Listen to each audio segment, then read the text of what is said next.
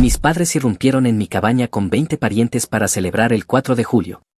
Solo me enteré cuando mi mamá llamó en pánico después de que habían prendido fuego al lugar. All already, pasé años partiéndome el lomo y ahorrando para comprar esta cabaña.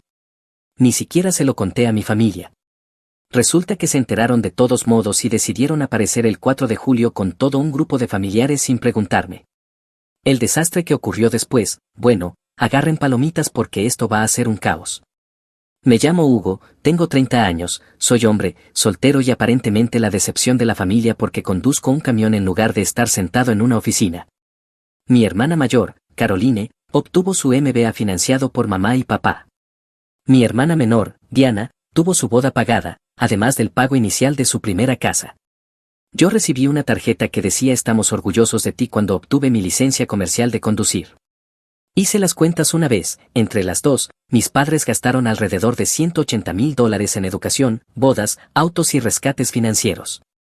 Yo recibí una tarjeta de regalo de $50 para plebes en mi cumpleaños número 25. Así que ahorré cada sueldo, el 45% iba directo a una cuenta cuya existencia ellos no conocían. Vivía de comida de paradas de camiones y de lo que pudiera calentar en el microondas de la cabina dormitorio. Usé los mismos 3 pares de jeans hasta que se rompieron por las rodillas. Conducía rutas que nadie más quería porque pagaban mejores bonos de Navidad. Devoluciones de impuestos, cada centavo extra iba a esa cuenta. Pasé años viendo cómo mi familia me trataba como el plan de respaldo, el que siempre estaría disponible porque, según ellos, ¿qué más estaba haciendo yo? Ayudándolos a mudarse, mano de obra gratis cada vez que lo necesitaban. Nunca me invitaban a las cosas importantes, solo a las que requerían levantar peso. La boda de Caroline costó $40,000, con catering completo, lugar de destino y un fotógrafo que cobraba más por hora de lo que yo ganaba en un día. Yo no estuve en el cortejo nupcial, estuve allí para ayudar a colocar las sillas el día anterior. La boda de Diana fue otros $35,000. Ayudé a mover los regalos después. Ninguna de las dos ofreció pagarme la gasolina. Cuando Caroline compró su primera casa, papá le entregó $30,000 para el pago inicial. Cuando pregunté si había algo ahorrado para mí, mamá dijo, bueno, cariño, eres tan independiente que realmente no necesitas ayuda, ¿verdad? La Navidad siempre era lo peor.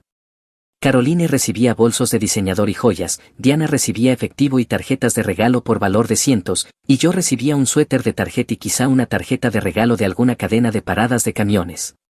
Ahora déjenme contarles sobre esa cabaña. La encontré en Montana el noviembre pasado, 20 acres fuera de Vitefis, una vieja estructura de madera de 1978. Necesitaba trabajo, pero la estructura era sólida, 3 dormitorios, chimenea de piedra, un arroyo que cruzaba por detrás. La dueña era una viuda que la vendía porque ya no podía mantenerla. Su esposo había construido la mayor parte con sus propias manos y había fallecido 2 años atrás. Ella quería que fuera para alguien que la respetara. Pedía $195,000. El lugar necesitaba actualizaciones, electrodomésticos de cocina de los años 80, algunas tablas del DAC podridas, plomería que funcionaba pero requería arreglos, pero el armazón era bueno, vigas de madera cortadas a mano, cimientos de piedra y un techo que solo necesitaba que se reemplazaran algunas tejas. Yo podía ver en qué se podía convertir. Ofrecí $185,000 en efectivo, cerrar en 3 semanas. La viuda me miró como si estuviera bromeando, nadie paga en efectivo hoy en día, dijo. Le mostré el estado de cuenta bancario. Empezó a llorar y dijo que a su esposo le habría gustado conocerme, que le recordaba a él, trabajador, práctico, alguien que conocía el valor de construir algo por sí mismo. Aceptó. Usé a mi amigo Ray de mis días de camionero como mi contacto inmobiliario. Ray estaba en sus 40 y tantos, ex conductor que se había metido en bienes raíces después de que su espalda no diera más. Él entendía la vida en la carretera y quería algo permanente. Me ayudó con el papeleo mientras yo estaba en un viaje a Portland. Firmé todo desde el teléfono en una parada de camiones en Wyoming. Transferí el dinero desde mi celular, sentado en un estacionamiento de pilota a las 2 de la mañana, comiendo un burrito de microondas. La cuenta pasó de $197,000 a $12,000 en una sola transacción. Cerramos el 18 de diciembre. Fui directo allí desde mi última entrega. Llegué a la cabaña alrededor de la medianoche, en medio de una tormenta de nieve. Crucé la puerta principal de mi propia casa por primera vez con una bolsa de viaje y algunas bebidas energéticas. Dormí en el suelo dentro de mi saco de dormir porque aún no tenía muebles. Me desperté con la luz del sol entrando por las ventanas, mirando mis propios 20 acres y sin nadie que me dijera qué hacer con ellos. Solo se lo conté a 2 personas, a Ray, porque me ayudó a cerrar el trato, y a Tommy, mi despachador en la empresa de transporte, porque necesitaba saber a dónde enviar mis formularios fiscales. Tommy era un tipo directo, exmilitar, que manejaba la logística como un barco bien ajustado. Ambos entendían por qué lo mantenía en secreto. Habían conocido a mi familia en una parrillada 3 años atrás y habían visto a mi mamá pasar 20 minutos hablando del ascenso de Caroline sin hacerme una sola pregunta sobre mi vida. Pasé los siguientes 7 meses arreglando el lugar, entre viajes, un techo nuevo, arreglar la plomería, reemplazar las tablas podridas del DAC. Hice la mayor parte yo mismo y contraté a profesionales locales para lo que no podía manejar. Pagué todo en efectivo y mantuve la boca cerrada. El plan era decirles en Navidad, llevar primero a mamá y papá, solo a ellos dos, dejar que vieran lo que construí sin su ayuda, demostrar que el hijo decepcionante en realidad tenía su vida en orden y quizá obtener un verdadero estamos orgullosos de ti. Ese plan se fue al traste el 9 de julio. Yo estaba a 3 horas fuera de Bozeman, transportando equipo de construcción, cuando mamá llamó. El teléfono sonó y su nombre apareció en el tablero. Contesté porque pensé que alguien había muerto, normalmente esa es la razón por la que llama a mitad de semana. Hugo, oh, gracias a Dios, Hugo, te necesitamos ahora mismo. Su voz tenía ese filo de pánico que normalmente significa que metió la pata y necesitaba que yo lo arreglara. ¿Qué pasó? Hubo un incendio en tu cabaña, todos estamos aquí y hubo un accidente con la parrilla y parte de la terraza se prendió fuego y la cocina tiene daños por humo y mi cerebro dejó de funcionar. ¿Qué demonios están haciendo en mi cabaña? Silencio, luego, ¿tu cabaña? Cariño, Caroline encontró la dirección en tu correo cuando estuvimos en tu apartamento el mes pasado recogiendo tus muebles viejos. Pensamos que era tan dulce que hubieras comprado un lugar de vacaciones familiar y no nos lo dijeras porque querías que fuera una sorpresa, así que planeamos un gran fin de semana de reunión familiar. Y entraron a la fuerza en mi propiedad. No entramos a la fuerza, cielo, papá llamó a un cerrajero. Hemos estado aquí desde el jueves celebrando y hoy el tío Paul estaba asando y el tanque de propano tenía una fuga y se encendió y prendió la terraza y tratamos de apagarlo, y colgué. Me orillé en la carretera. Iba a unos 80 en una zona de 65, con las manos temblando tanto que casi golpeo una barrera. Llamé a Tommy. Tommy, necesito tiempo libre de emergencia. Emergencia familiar, ¿qué pasó? Mi familia entró a la fuerza en mi cabaña y la quemó. Se quedó en silencio unos 3 segundos y luego dijo, Dios mío, tómate todo el tiempo que necesites, desviaré la carga y, Hugo, consigue un abogado. Me tomó 4 horas llegar a la cabaña, rompí todos los límites de velocidad entre Bozeman y Vitefis. Durante todo el camino mi cabeza hacía cuentas sobre qué tan grave podía ser el daño, cuánto costaría arreglarlo y cómo podían pensar que esto estaba bien. No dejaba de escuchar la voz de mamá, la forma casual en que dijo tu cabaña, como si lo hubiera sabido todo el tiempo, como si yo estuviera bien con que entraran a la fuerza. Me temblaban las manos en el volante y tuve que detenerme 2 veces para calmarme antes de hacer algo estúpido, como estrellar el camión contra un árbol. La segunda vez me detuve en un área de descanso, me quedé en el estacionamiento y solo respiré, miré fotos de la cabaña en mi teléfono de cuando la compré y me recordé a qué me estaba enfrentando. Entré a mi propiedad alrededor de las 7 de la tarde y conté 7 vehículos, la SUV de mamá, la camioneta de papá, el sedán de Caroline, la SUV de Diana, la casa rodante del tío Paul, la furgoneta de la tía Nadine y el auto de algún primo que no reconocí. Unas 20 personas por lo que podía ver, niños corriendo con bengalas, música sonando desde el altavoz Bluetooth de alguien, el olor a carbón y humo espeso en el aire. La terraza que había reconstruido a mano estaba medio carbonizada, negra y deformada, la ventana de la cocina estaba reventada, vidrio por todas partes y manchas de humo subiendo por la pared exterior. Alguien había montado tiendas de campaña en mi jardín delantero como si estuvieran acampando. Había una parrilla portátil que no era mía, hieleras por todas partes, latas tiradas por el césped, bolsas de basura amontonadas junto a los árboles rebosando, y alguien había colgado una pancarta entre 2 árboles que decía Reunión Familiar Jabel 2024. Estacioné el camión y bajé, toda la familia se giró a mirarme como si yo estuviera arruinando su fiesta, que supongo que lo estaba. Mamá fue la primera en acercarse, con los ojos rojos, Hugo, cariño, lo sentimos mucho, íbamos a sorprenderte, pero luego pasó el accidente y estamos todos muy alterados y hemos estado tratando de limpiar. Salgan de mi propiedad ahora mismo. Se detuvo como si la hubiera abofeteado. Todos, fuera de mi propiedad, ahora. Papá se acercó con una bebida en la mano, usando esa voz de padre razonable que siempre significaba que iba a manipularme. Hijo, hablemos de esto, fue un accidente, ayudaremos a pagar las reparaciones, solo intentábamos hacer algo bonito. Entraron a la fuerza en mi maldita casa. Arthur, su cara se puso roja, no entramos a la fuerza, mandamos abrir con un cerrajero, y deberías habernos dicho que compraste este lugar, es el sitio familiar perfecto y pensamos que querías que todos lo disfrutáramos juntos. Y pagaste a un cerrajero para taladrar mi cerradura como si fuera tu casa, dije mirando a todos. Nadie pidió permiso, simplemente decidieron que tenían derecho. Pasé a su lado y caminé hacia la cabaña. La puerta principal estaba completamente abierta, música y voces salían desde dentro por mis ventanas, desde mi casa. Caroline salió con una bebida en la mano, el hielo tintineando en el vaso, siempre me había tratado como a la ayuda, casada con un tipo que trabajaba en finanzas y me miraba por encima del hombro. Hugo, cálmate, somos familia, ¿cuál es el gran problema? Es solo un poco de daño por humo, el seguro lo cubrirá, en realidad te estábamos haciendo un favor estrenando el lugar. Destruyeron mi propiedad.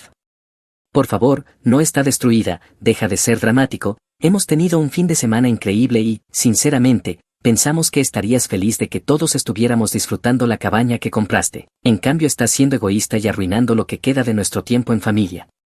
Pasé junto a ella y entré a mi cabaña, la cocina estaba destrozada, el daño por humo cubría las paredes y el techo con vetas negras, los gabinetes que había pintado a mano, pasando 3 fines de semana para lograr el color correcto, estaban quemados, con puertas colgando torcidas, algunas atravesadas por el fuego, la ventana sobre el fregadero estaba reventada, vidrio por todas partes, un extintor vacío sobre la encimera, espuma por todos lados, todo necesitaría un reemplazo completo, y la estufa tenía marcas de quemaduras. El refrigerador estaba desenchufado, la puerta colgando abierta y todo lo de adentro echado a perder, lo habían desenchufado para conectar su nevera portátil, que encontré en la terraza todavía llena de sus bebidas. La sala tenía botellas y latas por todas partes, alguien había movido mis muebles, había toallas mojadas sobre mi sillón reclinable y huellas de barro sobre la alfombra de $300 que había comprado hacía 2 meses. Los dormitorios estaban peor, los hijos de alguien habían estado en mi habitación, juguetes por todos lados y manchas de jugo en mis sábanas, mi baño tenía sus artículos de aseo por todas partes y toallas mojadas amontonadas en el suelo. Estaba observándolo todo, tratando de no sufrir un infarto. Luego volví a salir, donde toda la familia estaba reunida en un grupo defensivo, mirándome como si yo fuera el problema. Diana estaba con el teléfono, el tío Paul intentaba verse autoritario, la tía Nadine estaba llorando y los niños seguían corriendo. Todos tienen que irse ahora mismo o llamo a la policía. Diana se rió con esa risa falsa. No vas a llamar a la policía contra tu propia familia, Hugo. Relájate, mañana limpiamos todo, aportamos para las reparaciones y listo. Estás exagerando como siempre. Entraron a mi casa, destruyeron mi propiedad, y todavía tienes el descaro de hablar. Salgan de aquí ahora mismo. El tío Paul dio un paso al frente, grandote, acostumbrado a ser la autoridad familiar. Hugo, tu madre nos dijo que compraste una cabaña y pensamos que sería bonito reunirnos todos y disfrutarla. No sabíamos que ibas a ser tan posesivo. ¿Alguien me preguntó? Silencio. ¿Alguno de ustedes me llamó para preguntar si podían venir? Más silencio. Mi madre empezó a llorar más fuerte. Diana puso los ojos en blanco y volvió a su teléfono. Caroline dejó su bebida. Mira, sentimos lo del incendio, de acuerdo, pero estás siendo increíblemente grosero ahora mismo. Condujimos todo este camino para celebrar como familia y nos tratas como criminales. Por eso nadie te invita a nada, siempre eres tan negativo. Y porque son criminales, entraron ilegalmente a mi propiedad y causaron miles de dólares en daños. Saqué el teléfono y empecé a tomar fotos, la terraza quemada, la ventana reventada, el daño por humo, cada botella, cada lata y cada pedazo de basura y cosa rota. Documenté todo mientras ellos miraban. Grabé video del daño interior, los juguetes en mi dormitorio, el inodoro tapado, los restos de espuma, todo. Hugo, ¿qué estás haciendo?, preguntó mamá con la voz temblorosa. Ya lo verás. Luego llamé al 911. El agente del sheriff que llegó se llamaba Dobrinsky, de unos 40 y tantos, con aspecto cansado. Me reuní con él en el límite de la propiedad antes de que lo rodearan. ¿Tú eres Hugo Hubble? Sí, soy el dueño de esta propiedad. Esas personas entraron sin mi permiso, contrataron a un cerrajero para forzar mis cerraduras y causaron daños por incendio. Miró más allá de mí a mi familia, que estaba reunida cerca de la terraza quemada. ¿Tu familia, desafortunadamente? Casi sonrió. Empecemos por lo básico. Luego me hizo algunas preguntas, si yo era el propietario, si tenían permiso para estar allí. Nunca les dije que la había comprado, nunca los invité, encontraron la dirección revisando mi correo y decidieron organizarse una fiesta. Dobrinsky asintió y sacó su libreta. Bien, voy a tomar declaraciones. Lo vi hablar primero con mis padres, luego con mis hermanas y después con el tío Paul. Le tomó unos 40 minutos entrevistar a todos, mientras yo estaba junto a mi camión documentando más daños en el teléfono. También documenté su parrilla portátil, la que inició el incendio, y el tanque de propano con la válvula dañada. Dobrinsky regresó. Tu familia afirma que pensaron que querías que estuvieran aquí, que tu hermana encontró la dirección y lo interpretaron como una invitación. Entrar a la casa de alguien no es una invitación. Estoy de acuerdo. La situación es esta, parte de esto es daño a la propiedad de carácter civil, pero la invasión de propiedad y el allanamiento pueden ser cargos penales. Si quieres seguir adelante, es tu decisión. Quiero. Me miró por un largo momento. ¿Estás seguro de que es tu familia? Destruyeron mi propiedad y no pidieron permiso. Sí, estoy seguro. De acuerdo. Caminó de vuelta hacia mi familia y tuvo una conversación que no pude oír. Mi madre empezó a llorar aún más fuerte, mis hermanas parecían querer matarme y la cara de papá estaba morada. Dobrinsky volvió. Les he informado que deben irse de inmediato y que presentarás un informe formal. He documentado la escena. Tendrás que venir mañana a la comisaría para dar una declaración oficial. También estoy llamando al inspector de incendios para documentar los daños del fuego para el informe. ¿Y los daños civiles? Vas a querer documentarlo todo, conseguir presupuestos de reparación y probablemente hablar con un abogado si planeas demandar por daños. Lo haré. Me entregó su tarjeta. Pasa mañana por la mañana. Mi familia cargó sus vehículos durante la siguiente hora. Mamá intentó acercarse varias veces, pero me alejé cada vez. Papá parecía querer lanzar un golpe, pero se lo pensó mejor con un policía allí. Caroline se aseguró de que yo escuchara cuando le dijo a Diana que para ella yo estaba muerto. Los niños lloraban porque tenían que irse, el tío Paul murmuraba sobre traición familiar y la tía Nadine me miraba como si hubiera pateado a un cachorro. Para las 10 de la noche ya se habían ido.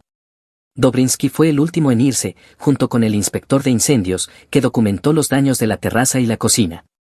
Después de que todos se fueron, caminé por mi cabaña en silencio. El lugar para el que había ahorrado durante 11 años, la propiedad que había arreglado con mis propias manos, estaba destruido porque mi familia pensó que tenía derecho a todo lo que yo poseía. Llamé a Ra alrededor de la medianoche. Necesito un abogado, uno bueno. ¿Qué pasó? Le expliqué todo. Se quedó en silencio un minuto y luego dijo, hombre, conozco a un tipo, especialista en litigios de propiedad. No es barato, pero es un tiburón, ¿quieres que te envíe su número? Sí. Hugo, tengo que preguntarte algo, ¿de verdad quieres demandar a tu propia familia? Entraron a mi casa y la incendiaron, ¿qué harías tú? Los demandaría hasta el año que viene. Te mando la información del abogado. Pasé la noche en mi camión, no pude dormir en la cabaña con el olor a humo por todas partes y la destrucción de mi familia mirándome desde cada superficie. Me senté en la cabina dormitorio mirando mi propiedad a través del parabrisas y hice una lista en el teléfono de todo lo que necesitaba arreglo, de todo lo que habían roto. La lista llegó a 2 páginas completas antes de que dejara de escribir. No dormí mucho, tal vez 2 horas en total. No dejaba de pensar en ellos riendo, bebiendo y usando mis cosas como si les pertenecieran. Llegó la mañana, fría y gris. Preparé café instantáneo en mi hornillo portátil y me senté en el portón trasero mirando salir el sol sobre mi propiedad destruida. Ray llamó alrededor de las 7 de la mañana. Me reuní con el abogado el lunes por la mañana. Se llamaba Frank, tenía 60 años y parecía un tipo que llevaba 40 años destrozando gente en los tribunales. Le expuse todo, los documentos, las fotos, los videos, el informe policial, el informe del inspector de incendios y los presupuestos de reparación que había conseguido durante el fin de semana, reparación de la cocina, reconstrucción de la terraza, remediación del humo y repintado, ventanas rotas, muebles y pertenencias dañadas, comida y suministros robados, cerraduras nuevas y sistema de seguridad, salarios perdidos por faltar al trabajo. Total, $45,400. Frank revisó todo, tomando notas y mirándome de vez en cuando por encima de sus gafas de lectura. Finalmente dejó los papeles. Esto es bastante sencillo: invasión de propiedad, daños a la propiedad, allanamiento. El uso del cerrajero, el informe del inspector de incendios confirma la fuga del tanque de propano, tienes documentación, informe policial y prueba de propiedad. No tienen defensa. ¿Cuánto tardará si pelean? De 6 meses a 1 año. Si llegan a un acuerdo, quizá 3 meses. Pero tengo que preguntarte algo: ¿estás listo para esto? Van a intentar hacerte la vida imposible. He visto esto antes. Sí, estoy listo. Sonrió. Muy bien, vamos a quemar su mundo. La demanda les llegó el miércoles. Frank envió cartas certificadas a los 3 demandados: Arthur, Eleanor y Caroline. Diana no fue incluida porque técnicamente no lo organizó, solo apareció, pero se enteraría pronto. Mi teléfono empezó a sonar el jueves por la mañana. Ignoré las primeras 10 llamadas y las dejé ir al buzón de voz. Las escuché esa noche, sentado en mi camión en un área de descanso en Idaho. Mamá, Hugo, por favor, no puedes demandarnos, somos tus padres, cometimos un error, pensamos que estarías feliz, por favor llámanos y arreglemos esto como familia. Papá, esto es ridículo, vas a destruir a esta familia por un accidente, por un poco de daño por humo. Llámame y arreglemos esto como adultos en lugar de correr a los abogados. Caroline, eres una pieza de cuidado, Hugo. Demandar a tu propia familia por una cabaña. Siempre supe que eras egoísta, pero esto es un nuevo nivel. No esperes volver a ser bienvenido en ningún evento familiar, nunca más. Mamá y papá están devastados. Los ignoré a todos. Tom me llamó esa tarde. Oye, hermano, ¿cómo vas? Presenté la demanda, están perdiendo la cabeza. Bien, se lo ganaron. Escucha, tengo algunos viajes que vienen, recorridos largos, buena paga. Puede ser bueno mantenerte ocupado y sacar esto de la cabeza. Sí, mándame las rutas. Hecho, y Hugo, hiciste lo correcto. Volví a la carretera la semana siguiente. Tommy me asignó rutas premium, cargas que pagaban mejor que mis viajes habituales. Me dio tiempo para pensar sin tener que ver la cabaña en su estado destruido. Ayudó, solo yo, el camión y la autopista, sin drama familiar. Frank me enviaba actualizaciones cada pocos días sobre el proceso legal. Los demandados habían contratado a un abogado, afirmaban que todo había sido un malentendido, que habían intentado contactarme pero no pudieron, que pensaron que yo estaría feliz con la reunión familiar. Mentiras completas. Frank tenía mis registros telefónicos mostrando que no hubo llamadas entrantes de ellos hasta después del incendio. Las reparaciones comenzaron a principios de agosto. Tuve que contratar contratistas porque no podía hacerlo yo mismo mientras trabajaba. Saqué un préstamo de $25,000 para cubrir los costos inmediatos, ya que mis ahorros se habían agotado con la compra original y las renovaciones. El seguro fue complicado porque acababa de comprar el lugar y aún no tenía cobertura completa, solo responsabilidad básica. Fue un error mío, pero uno que corregiría cuando todo esto terminara. Cada dólar gastado en reparaciones se sentía como otra razón para empujar la demanda con más fuerza. Mi familia inició su campaña de difamación casi de inmediato. Me enteré por radio que Caroline le estaba diciendo a todo el mundo que yo los había invitado en secreto y luego cambié de opinión y los demandé para sacarles dinero. Mentiras totales, pero la gente las creyó porque encajaban mejor con su historia que con la verdad. Diana publicaba constantemente en redes sociales, llorando, selfies con textos sobre familiares tóxicos que valoran el dinero por encima de las relaciones, publicaciones largas sobre cómo yo estaba destruyendo a la familia por un accidente y cómo ni siquiera hablaba con ellos para arreglarlo. Mamá se hacía la víctima en la iglesia, la esposa de Ray iba allí y escuchó todo, mamá llorando sobre cómo había criado a un hijo desagradecido que se preocupaba más por la propiedad que por la familia. Las señoras de la iglesia estaban horrorizadas y empezaron un círculo de oración por ella.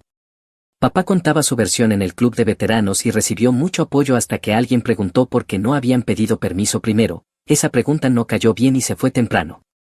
Caroline inició una campaña de recaudación en línea titulada Ayuda a una familia a recuperarse de una demanda falsa y recaudó alrededor de $800 antes de que alguien la denunciara y fuera retirada por ser engañosa. Ella también me culpó por eso. No respondía nada. El consejo de Frank fue claro: déjalos hablar, cada palabra que digan públicamente es evidencia potencial de acoso, documenta todo pero no participes, los hace quedar peor cuando lleguemos a juicio. Septiembre llegó con las declaraciones juradas.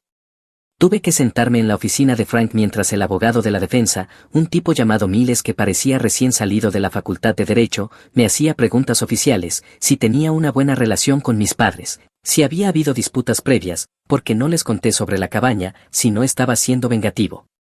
Respondía todo, no tenía una buena relación con ellos, no les conté sobre la cabaña porque era mía y no tenía ningún derecho sobre ella, entraron sin permiso. Contrataron a un cerrajero para forzar mis cerraduras y causaron daños por $45,000, quería una compensación completa más los honorarios legales.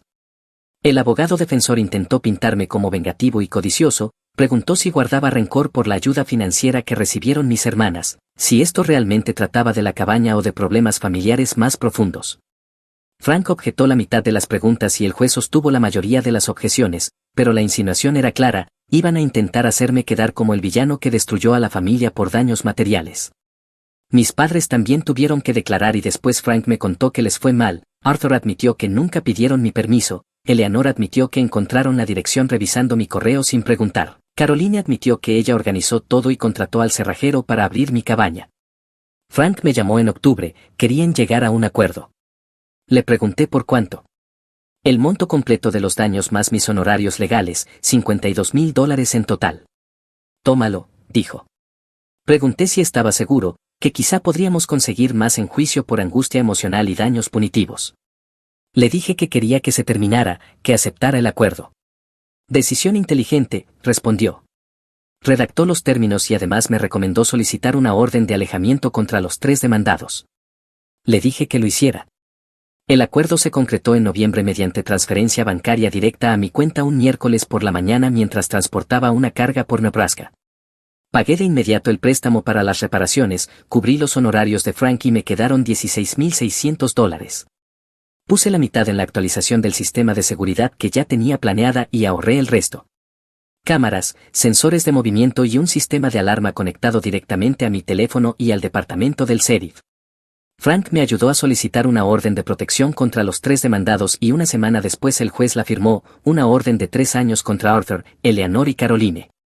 No podían contactarme ni acercarse a menos de 500 pies de mí o de mi propiedad, cualquier violación implicaba arresto, no solo una multa. Nunca volví a saber de ellos directamente, la orden de alejamiento se encargó de eso. Pero me enteré a través de Ray, que lo supo por conexiones en común, de que estaban teniendo dificultades. El acuerdo había drenado sus ahorros, Arthur y Eleanor tuvieron que refinanciar su casa para cubrirlo, Caroline y su esposo peleaban constantemente por dinero, Diana estaba resentida porque sus padres ya no podían ayudar con los gastos de cuidado infantil. Bien. Las reparaciones de la cabaña terminaron a principios de diciembre, justo a tiempo para la primera gran nevada. Tomó 4 meses en total, pero quedó mejor que antes, una nueva terraza con barandas adecuadas, tablas compuestas que no se queman, una cocina mejor con electrodomésticos de grado comercial, acero inoxidable por todas partes, un sistema de ventilación adecuado con una campana que realmente funcionaba, paredes repintadas en los mismos colores que había elegido originalmente. El acuerdo cubrió el préstamo de reparación y más, me dio un respiro que no había tenido en meses. La nueva cocina tenía encimeras de granito, una mejora que decidí hacer, e instalé un lavavajillas por primera vez, sentí que me lo había ganado. Puse una cocina a gas. Los gabinetes fueron hechos a medida por un artesano local, Tit sabía de calidad mejor que lo que yo había hecho solo, aunque los pinté del mismo color. Volví a pasar mis días libres allí, subí muebles desde mi apartamento y reemplacé todo lo que habían arruinado. Instalé el sistema de seguridad yo mismo con la ayuda de Pete, un contratista local que había conocido durante las reparaciones, quien ayudó con la reconstrucción de la terraza y con quien me hice amigo. 8 cámaras cubriendo cada ángulo de la propiedad, incluso luces con sensor de movimiento alrededor del perímetro. Todo el sistema costó alrededor de $8,000 entre instalación profesional y equipos, pero el dinero del acuerdo me permitió hacerlo bien, nadie volvería a entrar sin que yo lo supiera. Tammy vino poco antes de Navidad para ayudarme a mover lo último de las cosas grandes, el sofá, la estructura de la cama y el refrigerador nuevo. Estuvimos parados en la terraza, en el frío, tomando algo y mirando la propiedad cubierta de nieve fresca. No puedo creer que intentaran quitarte esto, dijo.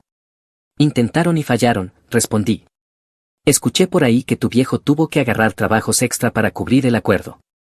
Bien, que trabaje por una vez en lugar de solo escribir cheques para mis hermanas. Vino para Año Nuevo, encendimos un fuego en el fogón exterior que había construido lejos de la cabaña y tomamos algo. Él levantó su lata brindando por ser dueño de tu propia paz. Yo brindé por eso. Me enteré por conocidos de que la caída de mi familia continuaba y empeoraba. Arthur y Eleanor tuvieron que refinanciar su casa a una tasa terrible porque sus ahorros quedaron vacíos por el acuerdo, destruyeron el fondo de jubilación que habían construido durante 20 años.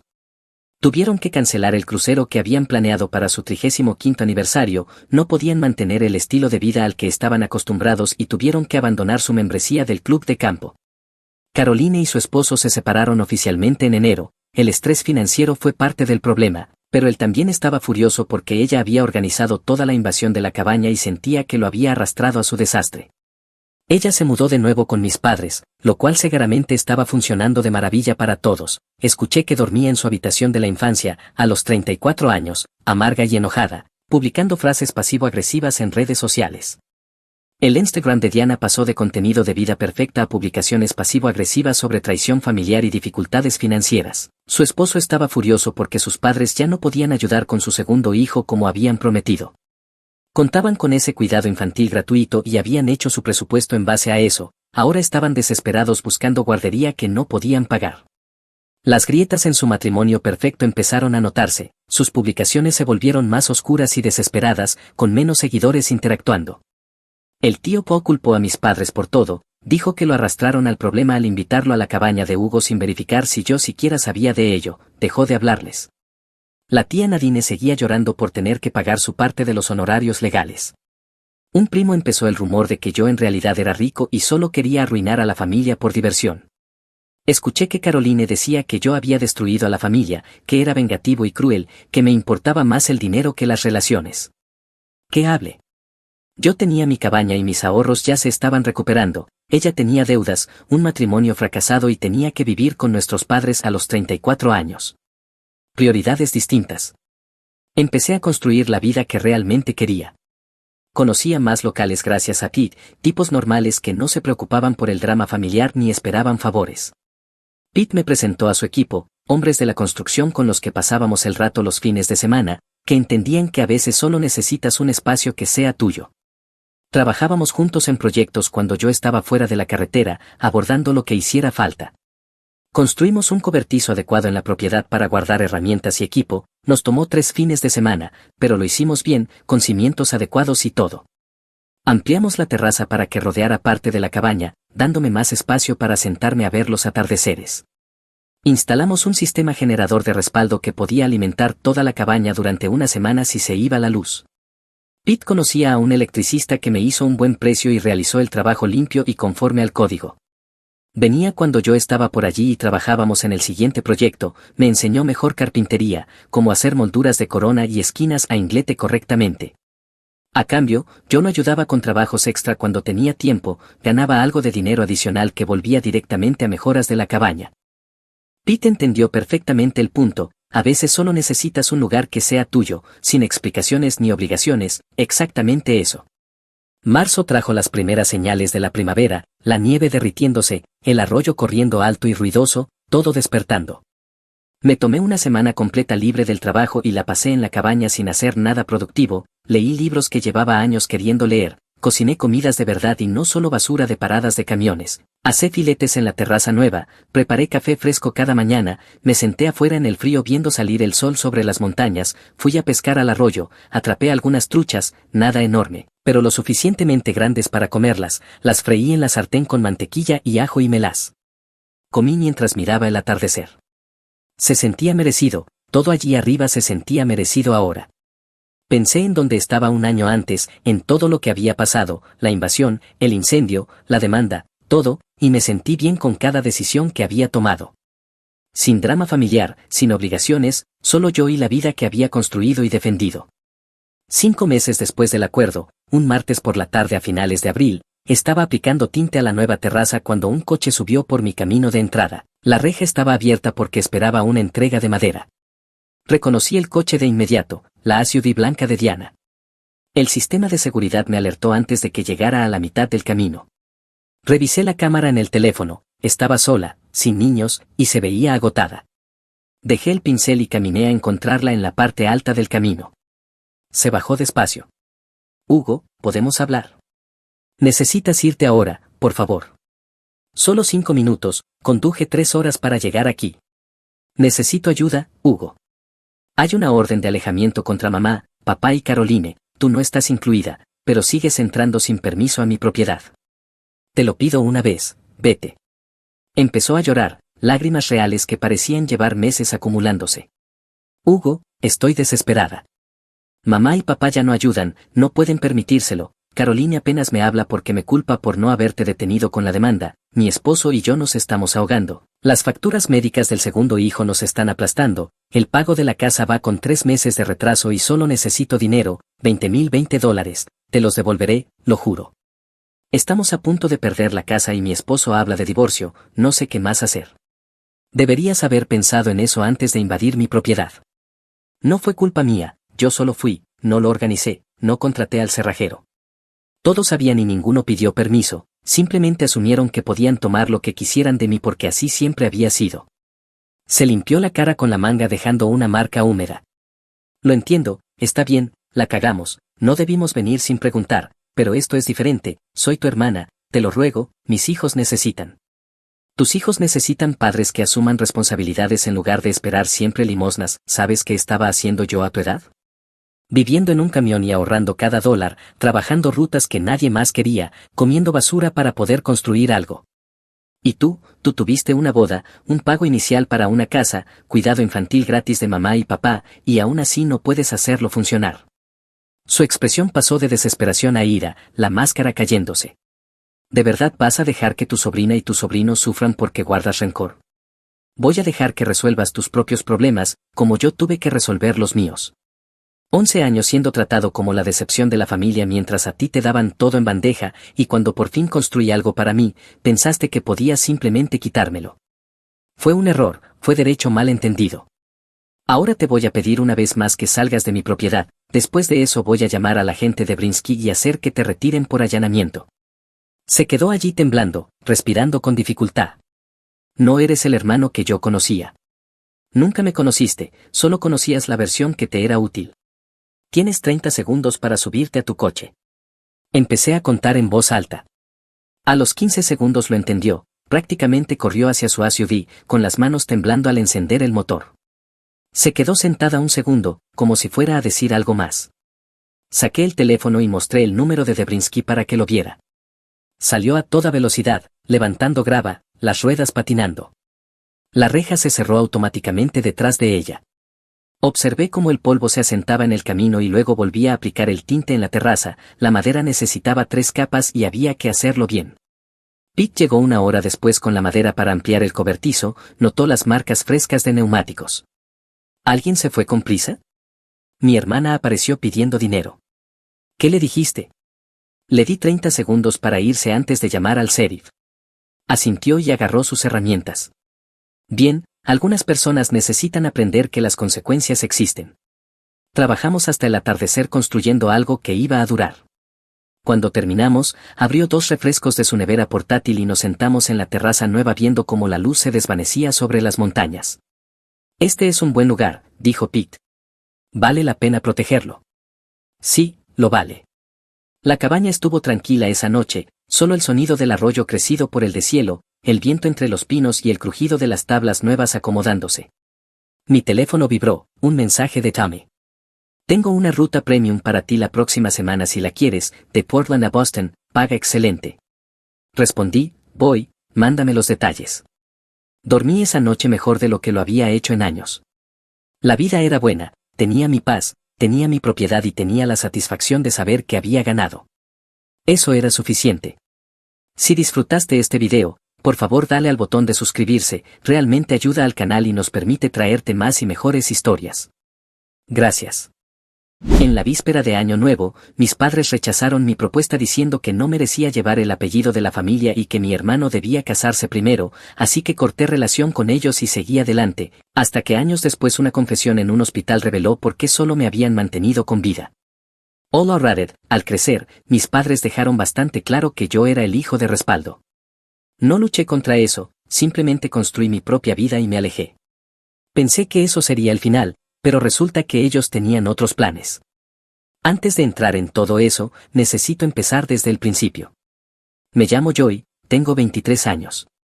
Trabajo a tiempo completo, mantengo la cabeza baja, pago mis cuentas y no les pido nada a mis padres.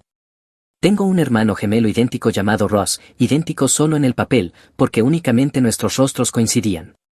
Nuestros cuerpos no, mientras crecíamos no adivinarías que veníamos de la misma casa si observabas cómo nos trataban. Ross es más alto que yo, más ancho, atlético, el tipo de chico al que los adultos le dan palmaditas en la espalda de forma natural. A los maestros les encantaba, a los entrenadores les encantaba. Mis padres, Walter y Lizzie, construyeron toda su identidad alrededor de él desde temprano. No era solo su hijo, era su inversión. Yo era la pieza extra que venía con el paquete. No soy callado ni tímido, nunca lo fui. Noto las cosas temprano y no fingía no hacerlo. Uso el humor cuando las cosas se ponen incómodas y mis padres odiaban eso. Odian el silencio y la obediencia. Llamaban a mi actitud difícil. Ross no tenía actitud, Ross tenía potencial. Compartíamos una habitación al crecer, y ahí es donde la diferencia se volvió imposible de ignorar. La misma habitación, dos vidas distintas. El lado de Ross tenía la ventana, mejor luz, mejor aire. Tenía un escritorio nuevo, cajones limpios que no se atascaban, estanterías que no se doblaban en el centro. Cuando un póster se despegaba o se rompía, lo reemplazaban. Cuando salía un nuevo aparato, de alguna manera terminaba en su lado de la habitación. Mi lado eran cosas heredadas, una cómoda con un cajón que nunca cerraba bien, pintura vieja con rayones que nadie retocaba. Si algo se rompía, se quedaba roto. Nadie dijo nunca que esa fuera la regla, simplemente lo era. Podías pararte en la puerta y verlo claramente, la prueba física de quien importaba más. Lizzie lo empeoraba sin decir una palabra. Tocaba a Ross como si estuviera orgullosa de que la vieran con él, una mano en el hombro, acomodándole el cuello de la camisa antes de ir a la escuela, pequeños gestos que decían este es mío, este va conmigo. El contacto conmigo solo venía con corrección, tirándome hacia atrás para sacarme de una conversación, presionando dos dedos en mi brazo para que me callara, una mano en mi pecho para impedir que diera un paso al frente. No recuerdo que me abrazara. Recuerdo que me ajustaba. Walter tampoco era sutil. Todo lo que hacía Ross era sobre el futuro. Los deportes eran sobre becas, los amigos eran sobre conexiones. Si Ross se equivocaba, eran dolores de crecimiento. Si yo hacía lo mismo, era prueba de que no estaba bien construido. No lloré por eso, no rogué. Hacía comentarios, cortos, secos, cosas como supongo que mi lado de la habitación no calificó para la mejora, lo que normalmente me valía una mirada de Lizzie y una charla sobre ser dramático. Ross a veces sonreía con suficiencia, no de una forma cruel, era un niño disfrutando de un buen trato. No lo cuestionaba ¿por qué lo haría? Las cenas de cumpleaños eran las peores, porque fingían ser terreno neutral. Celebración conjunta, las mismas velas, la misma mesa, los mismos discursos. Un año estamos sentados allí con familiares de ambos lados y sale el pastel, grande, con glaseado blanco y un borde azul en el centro. Escrito limpio y en negrita está el nombre de Ross, solo Ross, sin espacio para nada más. Sin corrección, sin duda. La habitación se queda en silencio por medio segundo, lo suficiente para que todos lo noten. Miro el pastel, luego a mis padres, luego de nuevo al pastel y digo supongo que este año comparto su deseo, lo justo para reconocer la realidad. Lizzie responde de inmediato, me dice que deje de ser dramático, que solo es un pastel. Algunos familiares se ríen de esa manera incómoda que tiene la gente cuando no quiere tomar partido. Ross baja la mirada hacia su plato. Nadie lo arregla. Igual comemos el pastel. Esa fue mi infancia, nada explosivo, solo 1000 pequeños recordatorios de en qué lugar estaba. No mucho después de eso, sorprendí a Lizzie mirándome de una forma que no coincidía con su irritación habitual. No era enojo ni decepción, era algo más tenso, quizá miedo o culpa. Duró tal vez un segundo antes de que notara que yo la estaba mirando de vuelta, entonces su rostro se endureció y me dijo que dejara de rondar y hiciera algo útil. En ese momento no supe qué hacer con esa mirada, pero la recordé. Empecé a trabajar temprano, no porque me obligaran, sino porque el dinero significaba control. Significaba transporte que no tenía que pedir, ropa, no tener que justificar un espacio que era mío. Ross no necesitaba eso, todo le llegaba sin esfuerzo. Avanzando unos años, tengo 17. Paso menos tiempo en casa a propósito. Último año de secundaria, ya trabajando más horas de las que dormía. Una tarde me detuve en una pequeña panadería cerca de mi trabajo, solo necesitaba algo rápido antes de volver a casa. Ahí conocí a Trinity. Estaba detrás del mostrador, con harina en la manga, el cabello recogido como alguien que llevaba todo el día trabajando. Hice un comentario sobre el mostrador, diciendo que se veía demasiado bueno como para confiar. Ella respondió que estaba bien, siempre y cuando no le pidiera recomendaciones para luego ignorarlas. Sin guión de coqueteo, sin incomodidad, solo normalidad. Pagué, me entregó la bolsa y, por primera vez, no me estaban midiendo contra otra persona. Sin comparación, sin clasificación, solo una conversación que se quedó donde estaba. Salí caminando pensando en lo extraño que se sentía ser tratado como una persona completa sin tener que ganárselo. El fútbol mandaba en nuestra casa, no de manera casual ni como un pasatiempo, era el eje. Todo giraba alrededor del otoño, los horarios se construían en torno a los días de partido, las cenas se programaban según los entrenamientos. Las conversaciones terminaban temprano si iba a empezar un resumen de jugadas, si no sabías la posición de Ross, sus estadísticas o el próximo enfrentamiento, en realidad no eras parte de la familia.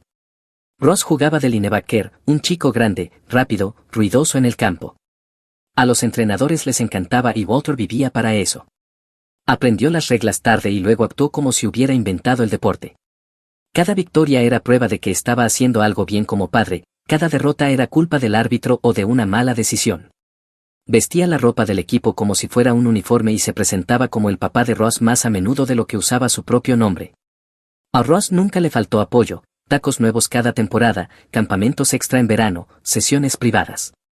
Cuando un entrenador insinuó que podía llegar más lejos, Walter estaba en cada partido desde temprano, ruidoso, caminando de un lado a otro por la banda como si fuera parte del cuerpo técnico.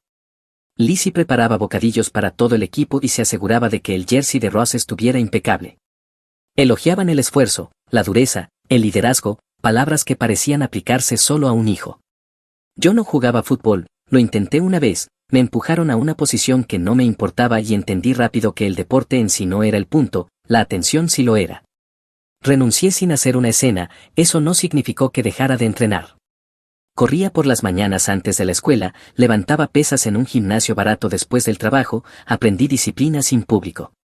No pedía transporte ni equipo, si necesitaba algo lo compraba, si no lo tenía me adaptaba. Esa se volvió mi manera. Competía en eventos pequeños, carreras locales, encuentros amateurs, cosas que no venían con multitudes ni secciones de aplausos. Les dije a mis padres las fechas una vez, asintieron y dijeron que verían, no fueron, ni una sola vez. No mensajes, no disculpas, solo silencio seguido más tarde por preguntas sobre cómo le había ido a Ross en el entrenamiento.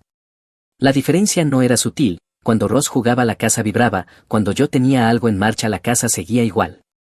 Dejé de recordárselo, no era orgullo, era eficiencia, recordarles cosas a personas a las que no les importa solo desperdicia tiempo. Walter nunca preguntó por mi entrenamiento, preguntaba si Ross había comido suficiente proteína, si el entrenador de Ross había devuelto la llamada, si Ross se sentía confiado para el próximo partido. Mi trabajo, mi horario, mis metas no registraban. Lizzie era más callada, pero a veces peor. Yo estaba estirando en la entrada o haciendo ejercicios en el patio trasero y sentía ojos sobre mí, miraba hacia arriba y la sorprendía observándome desde la ventana de la cocina. Su rostro no mostraba aprobación ni molestia, en esos momentos era otra cosa, tensa, inquieta, como si quisiera decir algo y no supiera cómo.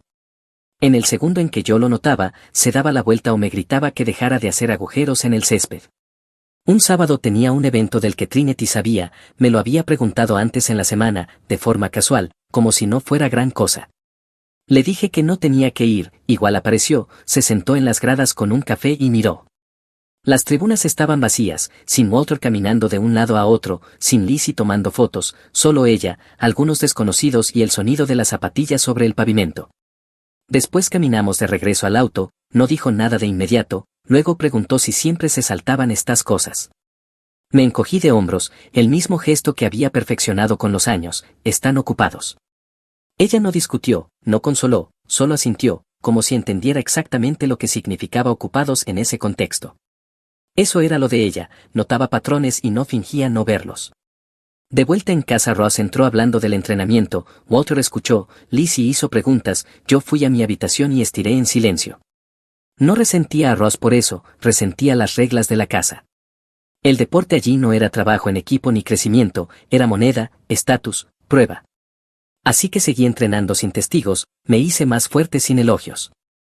Aprendí temprano que el silencio era más fácil que la decepción y que la disciplina no necesitaba un público para funcionar. Los siguientes 4 años fueron un borrón de turnos y programas académicos. No me deslicé por la universidad, no hubo un camino suave ni red de seguridad, ningún tramo donde las cosas se sintieran fáciles. Me abrí paso de la misma manera en que manejé todo lo demás en mi vida, cabeza baja, sin quejas, sin esperar que alguien interviniera si tropezaba. Carga completa de clases cada semestre, trabajos de medio tiempo acumulados siempre que podía manejarlos, a veces 2 a la vez, mañanas tempranas que empezaban antes de que saliera el sol, noches tardías que terminaban conmigo comiendo lo que fuera más barato y rápido. Las semanas se mezclaban, despertarse, trabajar, clases, trabajar otra vez, dormir, repetir. No les dije a mis padres cuando las cosas se pusieron difíciles, no porque lo ocultara, sino porque nunca preguntaron. No se interesaron por exámenes ni fechas límite ni por saber si me estaba agotando. Tampoco necesitaba aplausos, los aplausos no pagan la matrícula. Necesitaba el título, ese era todo el punto. Trinity fue la única presencia constante en todo eso. No trataba mi horario como algo que había que arreglar, no daba discursos ni intentaba animarme como un entrenador antes de un partido, simplemente existía en mi vida sin condiciones. Café esperando antes de exámenes tempranos, comida en el refrigerador cuando llegaba tarde y apenas tenía energía para hablar, un simple «¿estás bien?», que no exigía una respuesta detallada ni una actuación. Si decía que sí lo aceptaba, si decía que no entraba en pánico. Esa estabilidad importaba más de lo que cualquier estímulo podría haber importado. El día de la graduación se suponía que sería neutral, eso me decía a mí mismo, un espacio público, demasiada gente alrededor para que pasara algo raro, birretes y togas por todas partes, familias apretadas juntas en sillas de metal que chirriaban cuando la gente se movía. Pensé que, en el peor de los casos, sería silencioso e incómodo, quizá un poco tenso. Subestimé lo intencionales que podían ser mis padres cuando tenían público. Encontramos nuestros asientos temprano, Ross estaba a unas filas delante de mí, ya posando para fotos con Walter y Lizzie. El brazo de Walter estaba firmemente rodeando los hombros de Ross, como si temiera que alguien pudiera arrebatárselo en el último segundo. Lizzie no dejaba de ajustar la toga de Ross, alisando arrugas que no existían, acomodando el birrete que no necesitaba arreglo. Se veía orgullosa de una manera en la que nunca se veía cuando estaba a mi lado. Yo estaba allí con Trinity observando todo suceder. No me metí, no lo necesitaba, ya sabía cómo se desarrollaba esta parte. La ceremonia en sí pasó en fragmentos, nombres llamados, aplausos que subían y bajaban en oleadas, gente animando más fuerte algunos nombres que otros. Cuando dijeron el nombre de Ross, los aplausos a nuestro alrededor se hicieron más fuertes. Cuando dijeron el mío, Trinity aplaudió de inmediato. Ross también aplaudió. Lo vi girarse a medias, escaneando a la multitud en busca de nuestros padres. Ellos aplaudieron, pero se sintió tarde, como si recordaran de pronto que se suponía que debían hacerlo. Cuando terminó, el césped se llenó rápido, cámaras por todas partes, globos flotando sobre las cabezas, padres abrazando a sus hijos como si los vieran por primera vez. Walter nos hizo señas y nos dijo que lo siguiéramos al estacionamiento, lo dijo con ese tono que usaba cuando tenía algo planeado y quería público. Ross llegó primero. Walter se detuvo junto a un Mustang negro brillante, estacionado cerca de la acera, limpio, nuevo, imposible de ignorar. Metió la mano en el bolsillo y le lanzó las llaves a Ross de forma ruidosa y deliberada. «Te lo ganaste», dijo, como si estuviera anunciando una beca. La gente a nuestro alrededor se giró, un par de antiguos compañeros de equipo de Ross vitorearon, alguien silbó, los teléfonos salieron de inmediato. Lizzie abrazó a Ross rápido y fuerte, como si ese momento hubiera sido ensayado hasta el tiempo exacto. Ross se rió, sorprendido pero complacido, sosteniendo las llaves como si no estuviera seguro de que fueran reales. Luego Walter se volvió hacia mí, metió la mano en su chaqueta y me entregó una caja pequeña, lo bastante ligera como para que supiera lo que era antes de abrirla. Dentro había un reloj, una correa de metal barata, del tipo que compras a último momento porque sientes que deberías llevar algo. Lizzie sonrió y dijo: «Estamos orgullosos de ti también, hijo», con el mismo tono que alguien usa cuando recuerda agradecerle a un camarero. Miré el reloj, luego el auto, luego otra vez el reloj. No planeé lo que dije después, simplemente salió. «Supongo que llegaré a tiempo al trabajo». No fue fuerte ni enojado, solo un comentario que cayó exactamente donde debía. Por una fracción de segundo el rostro de Lizzie cambió, no enojo ni molestia, miedo, como si hubiera dicho algo que no se suponía que yo supiera, como si hubiera rozado un cable que llevaba años cubriendo con cinta. Sus ojos se clavaron en los míos, abiertos y afilados, y por ese breve momento se vio expuesta. Luego desapareció, apretó la mandíbula, tensó la boca y espetó: ¿por qué siempre tienes que hacer esto? No puedes dejar que un solo momento sea sobre tu hermano. Walter intervino de inmediato, dijo que estaba armando una escena, que este no era el momento, que siempre tenía que convertir las cosas en algo que no eran. La gente alrededor fingía no escuchar mientras claramente escuchaba, las conversaciones cercanas se ralentizaron, los teléfonos se inclinaron ligeramente hacia nosotros. Trinity no dijo una palabra, se quedó a mi lado firme, su mano rozó mi brazo una vez, no para detenerme, solo para recordarme que no estaba allí solo. Ross nos miraba confundido, no dijo nada, todavía tenía las llaves en la mano, dándoles vueltas lentamente, como si no supiera dónde ponerlas o qué hacer después. No discutí, no expliqué, cerré la caja del reloj y la metí en el bolsillo. Le dije a Ross felicitaciones y lo dije en serio, luego me di la vuelta y me fui con Trinity. Ese fue el momento en que algo se apagó dentro de mí, no enojo ni tristeza, solo claridad. Dejé de esperar justicia, dejé de tener esperanza, dejé de pensar que el esfuerzo acabaría equilibrando la balanza, dejé de creer que si hacía lo suficiente las cosas se igualarían. En los días siguientes mis padres actuaron como si nada hubiera pasado, un mensaje sobre planes para cenar, una pregunta sobre si ya había ajustado el reloj. Walter le enviaba a Ross enlaces sobre mejoras para el auto, como si la graduación solo le hubiera pertenecido a uno de nosotros. Respondí cuando era necesario, respuestas cortas, sin tono, sin aperturas. Se suponía que la graduación marcaría el inicio de algo, y lo hizo, solo que no de la manera que ellos pensaban. 6 meses después llegó la víspera de Año Nuevo y mis padres intentaron venderla como un reinicio. La fiesta de Nochevieja se suponía que sería terreno neutral, así fue como Lizzie lo presentó, ambas familias, una sola casa, borrón y cuenta nueva, sin drama, solo comida, ruido y la cuenta regresiva como todos los demás. El lugar de Walter y Lizzie estaba lleno, parientes con los que casi no hablaba, gente que recordaba mejor las estadísticas de Ross que el cargo de mi trabajo, niños corriendo entre habitaciones, música demasiado alta, todos sosteniendo platos que en realidad no querían. Era lo bastante ruidoso como para que no pudieras tener una conversación real, lo cual supuse que era la idea. Trinity se quedó cerca de mí, ella sabía cómo eran estos eventos. Tenía el anillo en el bolsillo de mi chaqueta, más pesado de lo que debería haber sido para algo tan pequeño. Había pensado esto 100 veces, dónde pararme, cuándo hacerlo. No estaba nervioso por su respuesta, era realista respecto a mis padres. Aproximadamente 1 hora después, Lizzie apartó a Trinity, lo noté de inmediato.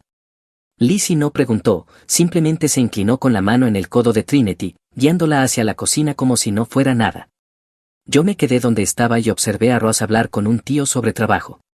10 minutos después Trinity volvió, con la misma expresión, tranquila, sin enojo. Esperó hasta que estuvimos cerca del pasillo y dijo en voz baja que tu mamá dice que puede ser difícil. Lo dijo como una advertencia. Asentí, sí, encaja. Ella preguntó si estaba bien, le dije que sí y lo estaba, o al menos eso creí. Walter golpeó una copa fuerte y seco, la música se cortó, todos se giraron. Yo aún no había planeado un brindis, pero al parecer Walter sí. Se paró en medio de la sala, el brazo ya alrededor de los hombros de Ross. Sonrió grande, más de lo necesario. Habló de la familia, del crecimiento, del año que venía y de lo orgulloso que estaba de la dirección de Ross, de su disciplina, su estabilidad, su trayectoria, usó esa palabra 2 veces. No me mencionó ni una sola vez. La gente asintió, algunos aplaudieron antes de tiempo. Lizzie irradiaba orgullo como si ese fuera el punto de la noche. Ross se veía incómodo pero no se apartó. Walter terminó diciendo que algunas personas simplemente saben cómo construir algo sólido. Esa fue mi señal. No esperé a que la sala volviera a mí. Di un paso al frente antes de que los aplausos se apagaran. No levanté la voz, no pedí permiso. Tomé la mano de Trinity, me arrodillé y saqué el anillo. La habitación quedó en silencio de una manera que se sentía intencional, como si todos estuvieran esperando ver qué pasaba. Walter había bebido lo suficiente como para que su confianza fuera más ruidosa que su juicio. Antes de que Trinity pudiera siquiera reaccionar, Lizzie jadeó y dio un paso adelante, Walter se movió más rápido, bajó la mano y me agarró la muñeca con fuerza. ¿Qué estás haciendo?, espetó. Me levanté despacio y retiré la mano, proponiéndole matrimonio. Walter soltó una risa corta, áspera y fea. No, no lo estás haciendo. Lizzie intervino diciendo que esto no era apropiado, que no se hacía aquí. Walter me cortó, diciendo que no me había ganado el derecho a usar el apellido de esta familia de esa manera, que no tenía nada que ofrecerle. Señaló hacia Ross sin siquiera mirarlo. Él sí. Fue entonces cuando Ross habló por fin. ¿Qué demonios estás diciendo? Lizzie lo despachó con un gesto. Ahora no. Ross dio un paso adelante. No, ahora mismo, se están avergonzando. Walter lo ignoró por completo y volvió a mirarme. ¿Quieres jugar a ser esposo? Ni siquiera puedes igualar a tu hermano. ¿Crees que el amor compensa la estabilidad? La sala empezó a zumbar, la gente susurrando, teléfono saliendo. Vi a Laura, mi prima, cerca del sofá, ya sosteniendo su teléfono en alto, con los ojos encendidos, como si hubiera estado esperando que algo pasara toda la noche. Ross alzó la voz. Paren los dos, esto es una locura.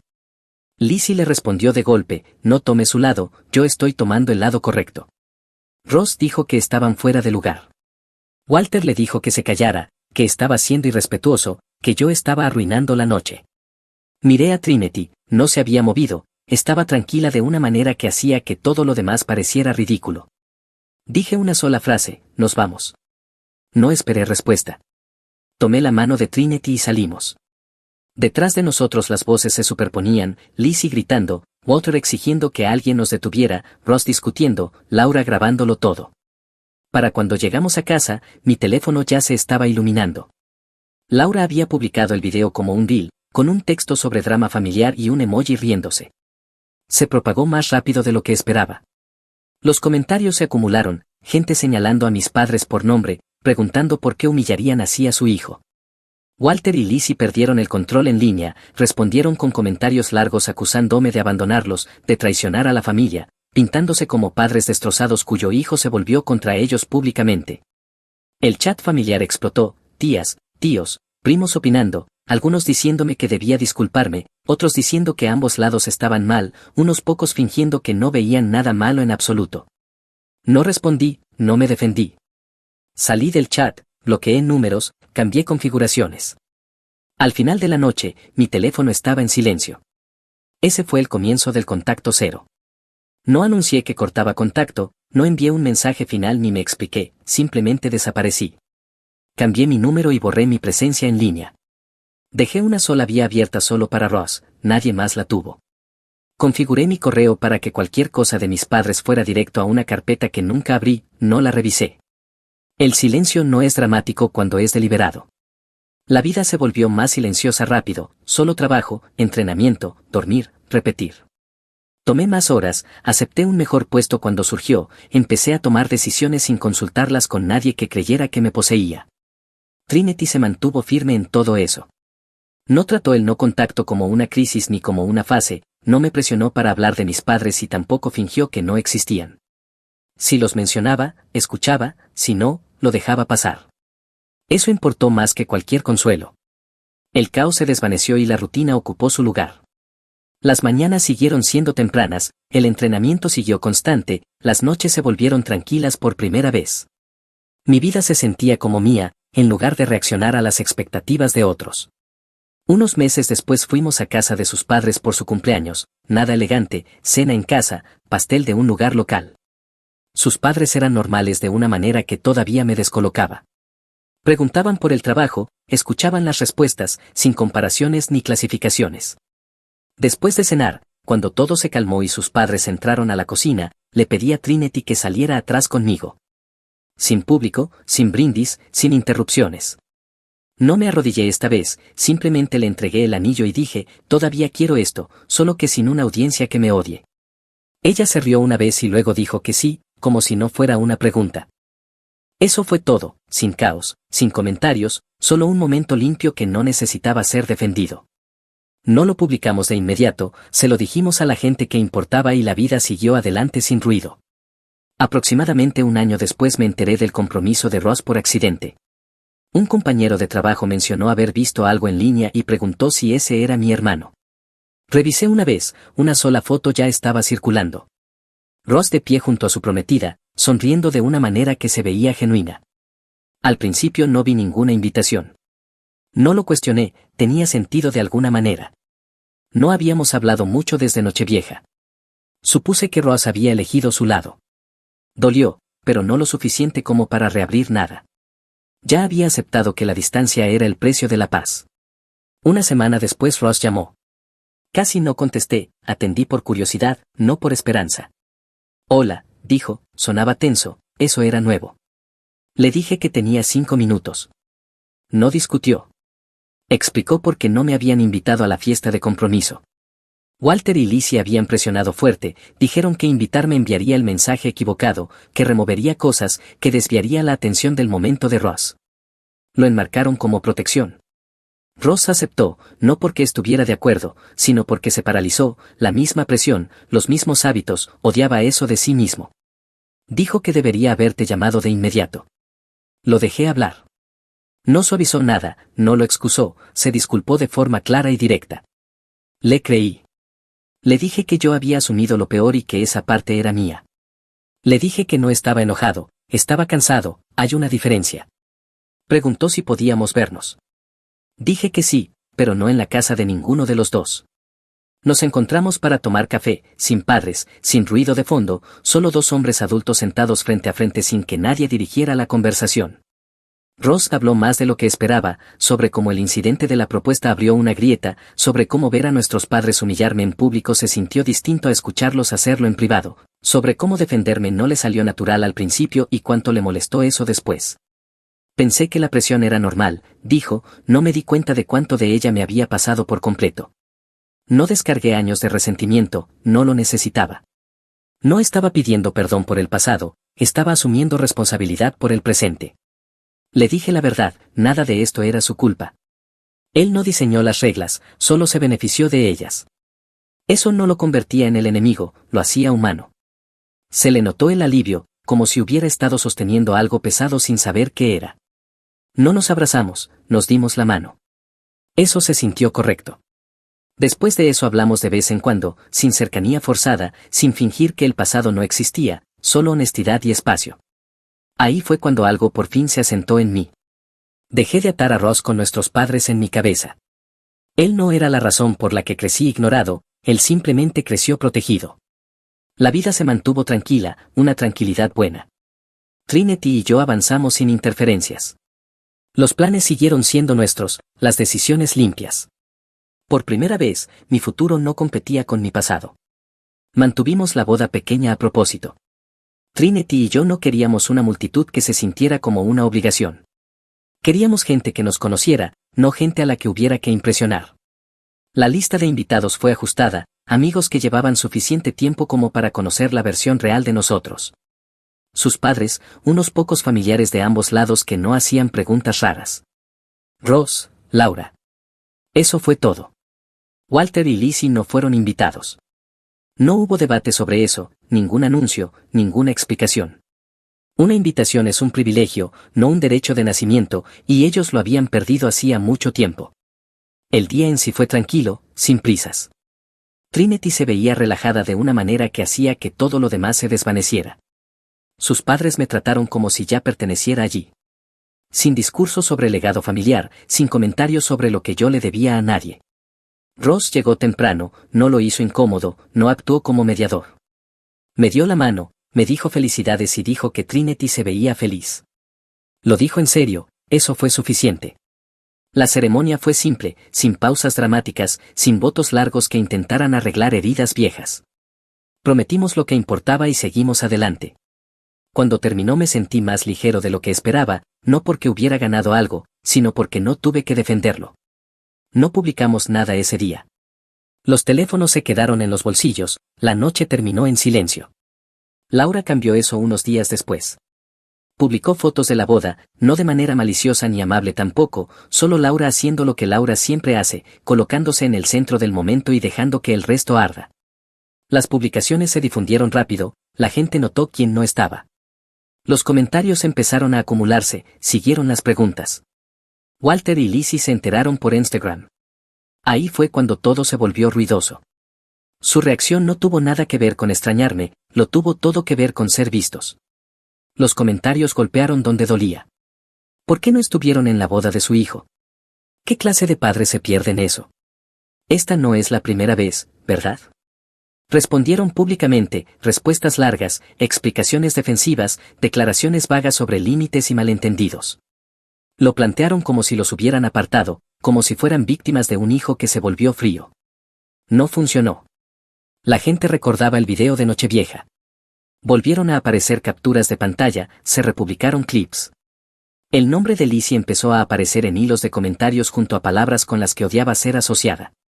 Walter intentó bromear al principio, luego se enojó, luego se desesperó. Pasaron a mensajes privados cuando la simpatía pública no apareció, mensajes de texto, correos, llamadas de números que no reconocía. Culpa envuelta en preocupación, enojo disfrazado de desconsuelo, afirmaciones de que los había avergonzado, de que había humillado a la familia, de que los había abandonado cuando más me necesitaban. Nunca preguntaron si yo era feliz. No respondía nada. Tampoco bloqueé de inmediato. Dejé que se acumulara y observé el patrón repetirse sin mí dentro de él. Luego bloqueé todo y volví a mi vida. Trinity no me pidió que explicara mi silencio. Ella no necesitaba tranquilidad ni reafirmaciones, vio los mensajes antes de que los bloqueara, leyó lo suficiente para entender con qué tipo de personas estábamos tratando. Están enojados porque no fueron vistos, dijo una vez, y eso fue todo, sin análisis, sin discurso reconfortante, solo la verdad. Internet no los dejó salirse con la suya esta vez tampoco, más comentarios, más preguntas, gente notando patrones, viejas historias saliendo de familiares que antes habían guardado silencio. Laura siguió publicando, alimentándolo todo sin siquiera intentarlo. Walter y Lizzie entraron en espiral, se notaba en la forma en que cambiaban sus mensajes, un minuto furiosos, al siguiente suplicantes. Un correo me acusaba de ser desagradecido, el siguiente me rogaba que recordara todo lo que habían hecho por mí. Ignoré todo y el silencio regresó, esta vez se quedó.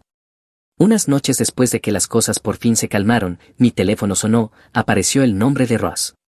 Contesté. Hola, dijo, sonaba serio, no en pánico, eso llamó mi atención. Pregunté qué pasaba.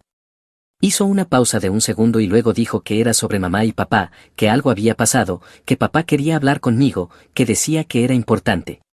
No respondí de inmediato. Lizzie no tuvo un colapso público dramático, sin cámaras, sin escena. Se desplomó en casa y no se levantó lo suficientemente rápido como para que alguien fingiera que no era nada. Los paramédicos usaron palabras que a nadie le gustan, ritmo cardíaco, riesgo de derrame.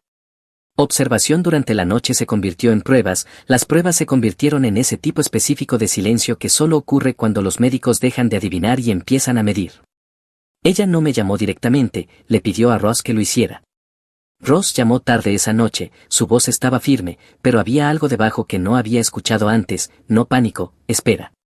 Está en el hospital, dijo, pidió verte, papá también quiere hablar, dicen que es importante. No respondí de inmediato. ¿Esto es una cosa de disculpas?, pregunté. No, dijo Ross, y luego dudó, esto es diferente. Ross no duda, esa pausa importó. Le dije que iría, una sola visita, sin promesas, sin conversaciones posteriores. No discutió, dijo que estaba bien, en voz baja. Trinity manejó conmigo. No me dio un sermón sobre perdón o cierre, no intentó prepararme para nada. Estacionamos, entramos y nos detuvimos en la entrada del piso de Lizzie. Me apretó la mano una vez, estaré aquí, eso fue todo lo que necesité. Lizzie se veía más pequeña en la cama del hospital, no frágil, más pequeña como alguien que por fin se había quedado sin energía para manejar apariencias. Walter estaba junto a la ventana, brazos cruzados, mirando afuera como si la ciudad tuviera respuestas. Ross estaba cerca de la puerta, tenso, como si ya supiera que lo que venía no lo dejaría intacto. Lizzie no perdió tiempo, no me queda mucho tiempo, dijo, esperé y no quiero morir con esto dentro. Eso me lo dijo todo, no se trataba de mí, se trataba de que ella no quería cargarlo más. Tomó aire. Solo queríamos un hijo.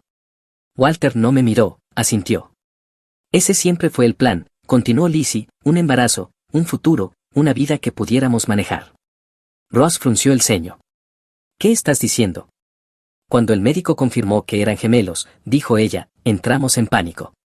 No lo hablamos como una bendición, hablamos de opciones. Yo no dije nada. Terminación selectiva, dijo Lizzie, sin suavizarlo. Ross inhaló bruscamente. ¿Estás bromeando? Walter habló por fin, con una voz calmada, clínica. El especialista explicó los riesgos, múltiples consultas. Tú fuiste identificado como hemodinámicamente necesario, perderte probablemente significaría perderlo a él también. Las palabras quedaron ahí, feas y frías. Lizzie tragó saliva. Eras más pequeño, los médicos dijeron que eras físicamente más débil. Ross se giró hacia mí. ¿Qué significa eso? Walter respondió como si leyera un informe. Él proporcionaba flujo sanguíneo crítico, compartía nutrientes, terminar con él habría comprometido al feto más fuerte. Ross se quedó inmóvil. ¿Te refieres a mí? Lizzie asintió. Entonces, dijo Ross lentamente, estoy vivo por él. Sí, susurró ella. La habitación se sintió apretada, como si el aire se hubiera espesado. Lizzie empezó a llorar entonces, no fuerte, no dramático, solo lágrimas cayendo mientras sus manos temblaban. Cada vez que te miraba, me acordaba de lo que casi hicimos, de lo que habríamos hecho. Yo me quedé quieto, sin temblar, sin una oleada de ira, solo piezas encajando. La corrección en lugar del afecto, la tensión, la forma en que me tocaba como si pudiera romper algo solo por existir. Walter se aclaró la garganta. Lamentamos cómo resultaron las cosas. Lo miré. ¿Eso es todo? Lizzie extendió la mano hacia mí. Me aparté antes de que pudiera tocarme. Lo siento, dijo, lo siento mucho. Hablé por fin. ¿Lo sientes por qué? Parpadeó. Por todo. Negué con la cabeza. No, sé específica. Ella luchó. ¿Por cómo te tratamos? Dejé pasar un segundo.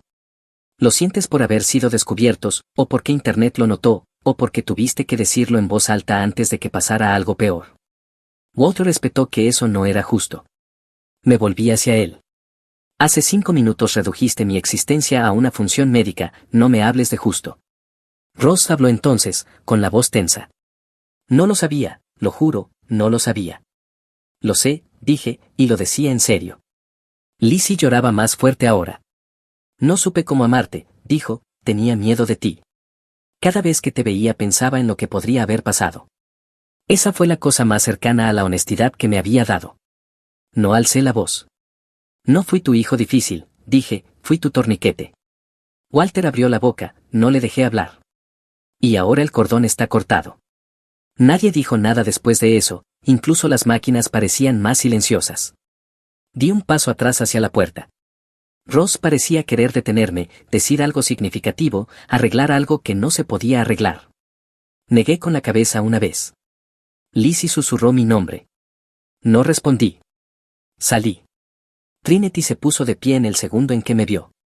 No preguntó qué pasó, no estudió mi cara, me rodeó con el brazo y nos fuimos. No me sentí roto al salir de ese hospital, me sentí terminado, como si algo por fin hubiera sido nombrado y dejado atrás. Así que te pregunto esto, ¿qué harías si descubrieras que no te mantuvieron con vida porque te amaban o siquiera te toleraban, sino porque eras necesario? Si toda tu infancia de repente tuviera sentido de la peor manera posible, ¿perdonarías porque ahora están arrepentidos? ¿Seguirías conectado con personas que solo te valoraron cuando eras útil para la supervivencia de otro? ¿O te irías limpio y construirías algo mejor? Yo elegí la distancia, elegí la vida que ya había construido y no me arrepiento. Si disfrutaste este video, por favor presiona el botón de suscribirte, realmente ayuda al canal y nos permite traerte más y mejores historias, gracias.